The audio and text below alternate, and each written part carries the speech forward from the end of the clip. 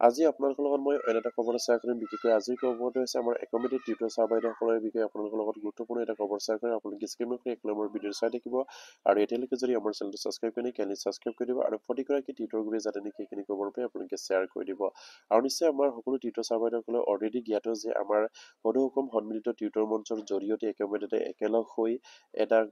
তেখেতসকলে এটা খবৰ বা এটা সংবাদমেল যোগেদি তেখেতসকলে কৈছিলে যে আপোনাৰ অসম চৰকাৰৰ বা শিক্ষামন্ত্ৰীগৰাকীক এটা সময়সীমা বান্ধি দিছিলে যে 16 ফেব্ৰুৱাৰীলৈকে তেখেতসকলে অপেক্ষা কৰিব আৰু 16 ফেব্ৰুৱাৰীৰ পৰা যে আমাৰ টিউটৰ শিক্ষকৰ সমস্যাৰ বিষয়ে যদি কেবিনেটত যদি অসম চৰকাৰৰ মাননীয় শিক্ষামন্ত্ৰীগৰাকীয়ে যদি কোনো উপস্থাপন নকৰে তেনেহলে 18 ফেব্ৰুৱাৰীৰ পৰা তেখেতসকলৰ এটা ধাৰাবাহিক আন্দোলনৰ সিদ্ধান্ত গ্ৰহণ কৰা হৈছিলে আৰু সেই 18 ফেব্ৰুৱাৰীৰ যিখিনি ধাৰাবাহিক আন্দোলন সেই আন্দোলনখিনি তেখেতসকলে পিছুৱাই নিছে আৰু তেখেতসকলে পৰৱৰ্তী পৰ্যায়ত কেনেকৈ আন্দোলন কৰা হ'ব আৰু কিদৰে আন্দোলন কৰিব সেইখিনি কথা আপোনালোকৰ লগত তেখেতসকলে জনাব আৰু সেই বিষয়ে আপোনালোকৰ লগত মই বিতংকৈ শ্বেয়াৰ কৰিম। আপোনালোকে স্কিপ নকৰি সেইসকলে আমাৰ ভিডিঅ'টো চাই থাকিব আৰু এতিয়ালৈকে যদি আমাৰ চেনেলটো ছাবস্ক্ৰাইব কৰে কাইণ্ডলি ছাবস্ক্ৰাইব কৰি দিব আৰু নিশ্চয় আপোনালোকে স্ক্ৰীনত প্ৰত্যক্ষ কৰিছে আমাৰ একাডেমিক টিউটৰ ছাৰ বাইদেউসকলে আমাক জনাইছে যে ইয়াত কৈছে চৰ্দাৰ শিক্ষাগুৰুসকল সূচনা আজি ইংৰাজী 14 ফেব্ৰুৱাৰী তাৰিখ এই মুহূৰ্তলৈ মান আগত আবেলি 3 বজাত একাডেমিক টিউটৰ সন্থাৰ এখন জৰুৰী কাৰ্যকাৰী এই গুগল সভা অনুষ্ঠিত হৈ যায় আৰু শ্ৰী দীপক চেত্ৰী দেৱক সভাপতিত্বত অনুষ্ঠিত সভাখনত কেইবাটাও গুৰুত্বপূৰ্ণ সিদ্ধান্ত গ্ৰহণ কৰা হয় যদিও বা 18 ফেব্ৰুৱাৰী তাৰিখৰ পৰা আন্দোলনৰ কাৰ্যসূচী গ্ৰহণ কৰাৰ সিদ্ধান্ত হৈছিল কিন্তু আমাৰ শিক্ষামন্ত্ৰী কাৰ্যালয়ৰ লগত যোগাযোগ আৰু অহা ইংৰাজী 19 ফেব্ৰুৱাৰী তাৰিখে শিক্ষা বাজেটক লৈ আশাব্যঞ্জকভাৱে সামৰিকভাৱে আন্দোলন স্থগিত ৰখা হয় বুলি ইয়াত উল্লেখ কৰিছে। বিশেষকৈ আমাৰ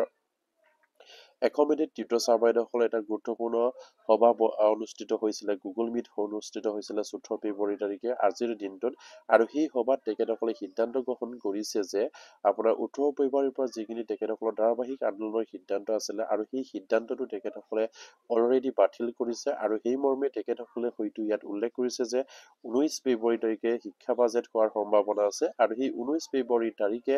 আমাৰ টিউটৰ শিক্ষকসকলৰ বিষয়ে যদি ভাল খবৰ আহে তেনেহলে সেই 19 ফেব্ৰুৱাৰীলৈকে তেখেতসকলে বাট চোৱাৰ এটা ইংগিত প্ৰদান কৰিছে আৰু 19 তাৰিখৰ পাছৰ পৰা তেখেতসকলে কেতিয়া আন্দোলন কৰা হ'ব সেইখিনি ঘোষণা কৰাৰ সিদ্ধান্ত গ্ৰহণ কৰা হ'ব বুলি ইয়াত আমাক জানিবলৈ দিছে আৰু ইয়াৰ পাছতে কৈছে যে লগতে যদি 19 তাৰিখৰ ভিতৰত কোনো আশাব্যঞ্জক বৰ্তা লাভ কৰা নহয় তেতিয়া 20 ফেব্ৰুৱাৰী তাৰিখে পুনৰ সভা অনুষ্ঠিত কৰি ভৱিষ্যতে কাৰ্যসূচী সিদ্ধান্ত গ্ৰহণ কৰাৰ প্ৰস্তাৱ গ্ৰহণ কৰিম আৰু আজিৰ সভাৰ সিদ্ধান্ত সকলো জ্ঞাতাৰ্থে আগবঢ়ালো আৰু ইয়াত উল্লেখ কৰিছে যে তেখেতসকলে ইয়াত উল্লেখ কৰিছে যে 19 ফেব্ৰুৱাৰী তাৰিখৰ যিখিনি শিক্ষা বাজেট হোৱাৰ সম্ভাৱনা আছে আৰু সেই শিক্ষা বাজেটত যদি আমাৰ টিউটৰ ছাৰ বাইদেউসকলৰ বিষয়ে যদি কোনো আশাব্যঞ্জক যদি খবৰ নাই তেনেহলে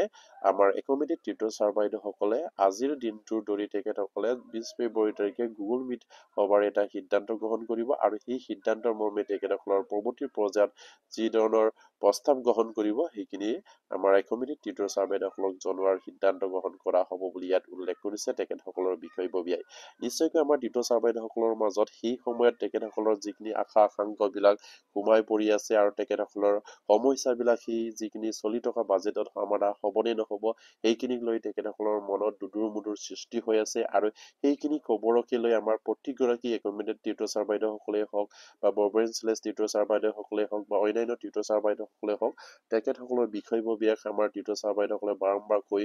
তেখেতসকলক অনুৰোধ জনাই আহিছে যে আন্দোলন কৰিব লাগে বা তেখেতসকলে কি সিদ্ধান্ত গ্ৰহণ কৰিছে আৰু সেই মৰ্মে আমাৰ একাডেমিক টিউটৰ ছাৰ বাইদেউসকলে এটা সিদ্ধান্ত গ্ৰহণ কৰিছে যে আজি তেখেতসকলৰ 18 ফেব্ৰুৱাৰীৰ পৰা যিখিনি আন্দোলন হ'ব লগা আছিলে সেই আন্দোলনখিনি তেখেতসকলে স্থগিত ৰাখিছে আৰু সেই আন্দোলনখিনি তেখেতসকলে 19 ফেব্ৰুৱাৰীলৈকে স্থগিত ৰাখিছে যিহেতু 19 ফেব্ৰুৱাৰীত এই তেখেতসকলৰ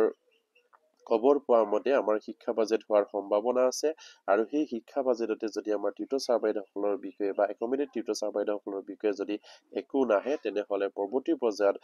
20 ফেব্ৰুৱাৰী তাৰিখত তেখেতসকলে এটা গুৰুত্বপূৰ্ণ সভা